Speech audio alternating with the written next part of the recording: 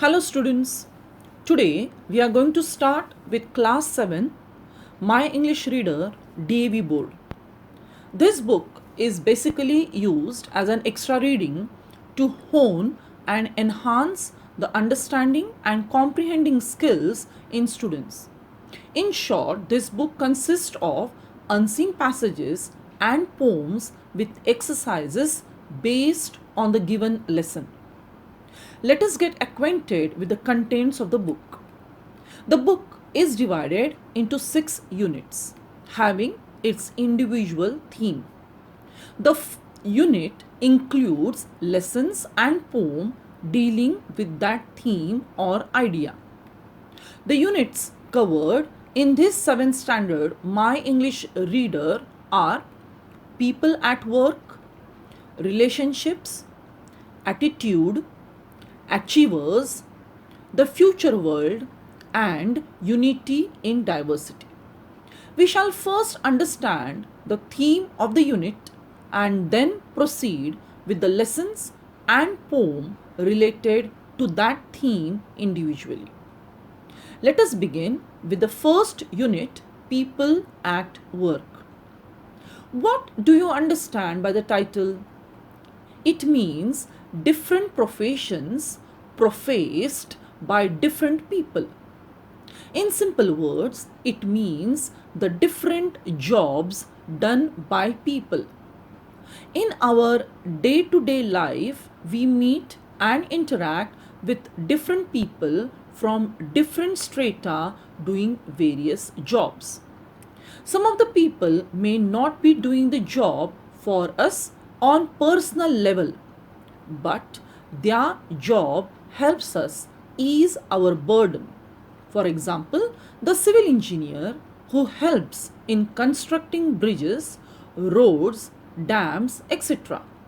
The scientists who are busy discovering and inventing new things. Hence, for the smooth running of the society, there are many people who are involved in its working directly or indirectly. And without them, the system would collapse. We understand and honor the importance of interdependence because each profession or job is a link in a chain. And if any of the link fails, the system collapses. So, we should show our due respect and acknowledge each one's contribution in making the system function smoothly. Take, for instance, what will happen if the sweepers and scavengers don't come to work for one day? The streets will be littered with garbage and the garbage bins will overflow, emitting foul smell, and there will be spread of various diseases due to uncleanliness. To sum up, we can say that every individual, although doing different jobs, is important in the smooth functioning of the system. With the above summary, you must have understood that in this unit, we will learn about different people doing various jobs and their temperament while doing that job. The first lesson from the unit People at Work is the new assistant. In this lesson, the job profile involved is that of an assistant whose job is to aid and assist in various capacity, either in shops, restaurants, hotels, hospitals, and various other workplaces, and therefore has direct interaction with people from different strata. This lesson can be enacted by the children for better understanding. This lesson is divided into 3 scenes. The main characters around whom the entire play revolves are Tom, a new assistant, and Mr. Higgins, the owner of a curio or antique shop. Whether it be a school, a college, or a workplace, it is always the first time for us. We get used to or attuned to the place or job after spending considerable time in that place or the job. Otherwise, we are all new to it. It is the first job of Tom. And Mr. Higgins is explaining Tom the business and prove himself to be a worthy assistant. Let us see what unfolds in the first scene.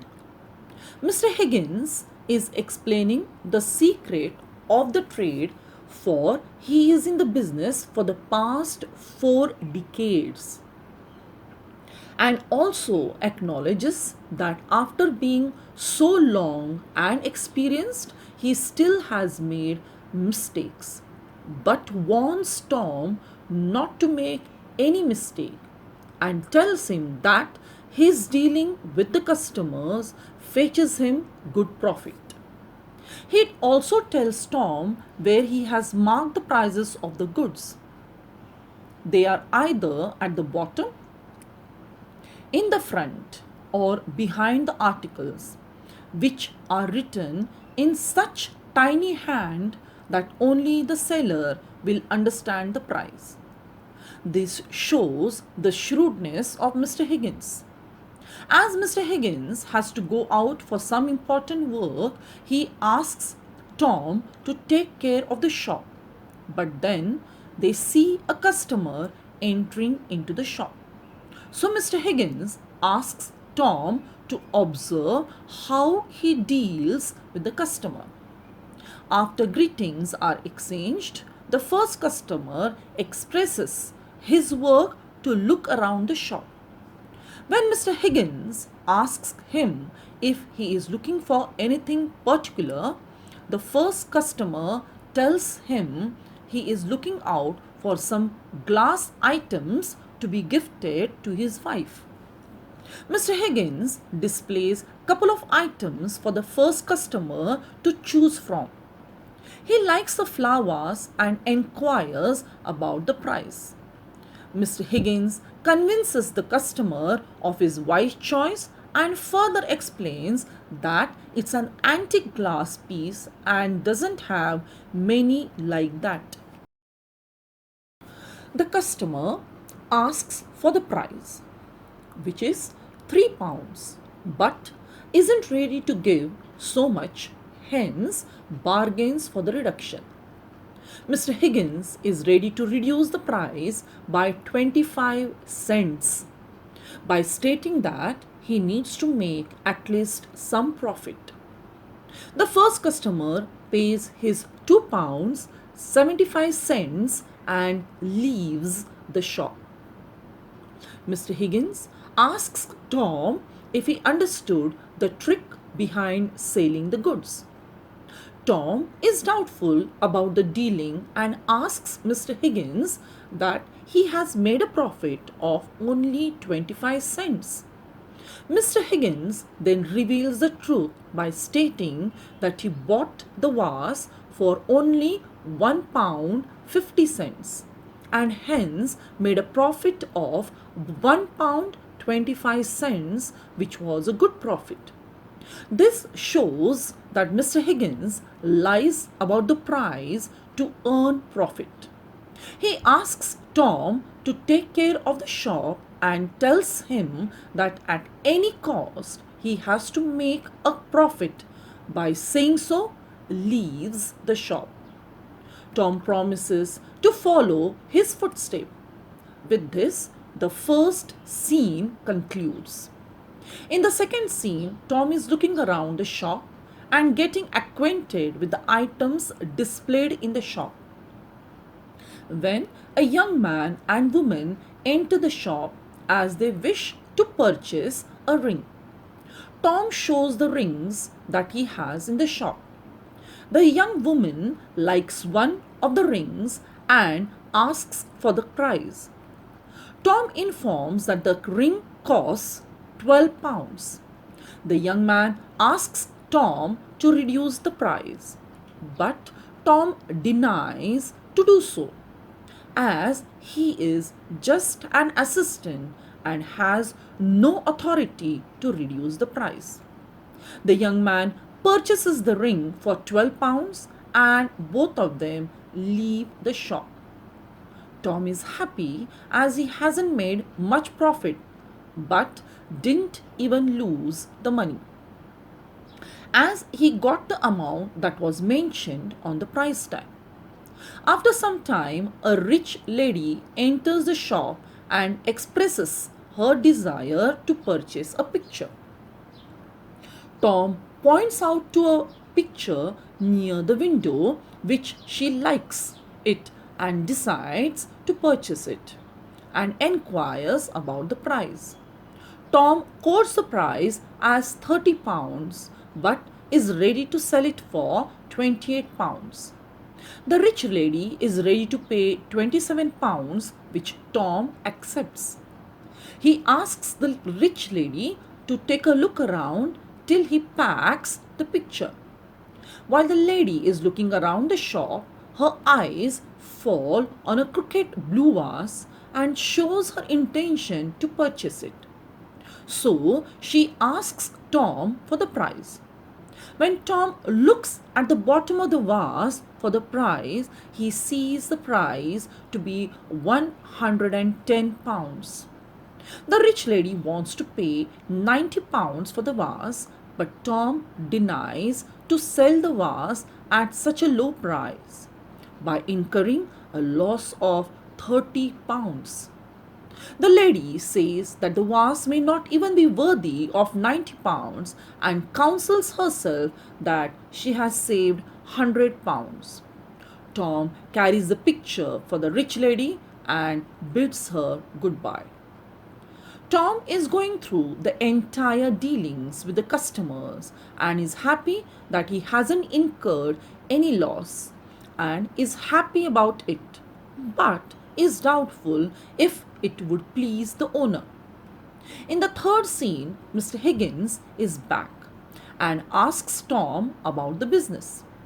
Tom, without hesitation, informs all the transactions that he carried out earlier in the day. Mr. Higgins is happy that Tom is learning the secrets of the trade as he has made a profit of £12 on the picture. But the entire scene changes when Tom tells Mr. Higgins about the crooked blue vase and how the lady wanted to pay £90 for it and how Tom denied the offer to save the owner from a huge loss. Mr. Higgins is infuriated to hear this, as the cost of the vase is only £1 10 pence. If Tom had sold the vase, he would have made a huge profit. He asks Tom to leave the job for committing such a mistake.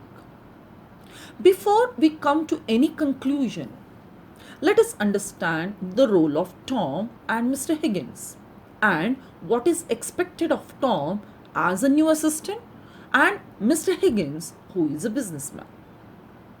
Being in a new job shouldn't be a reason to commit any blunders, as there is no excuse even for a small error.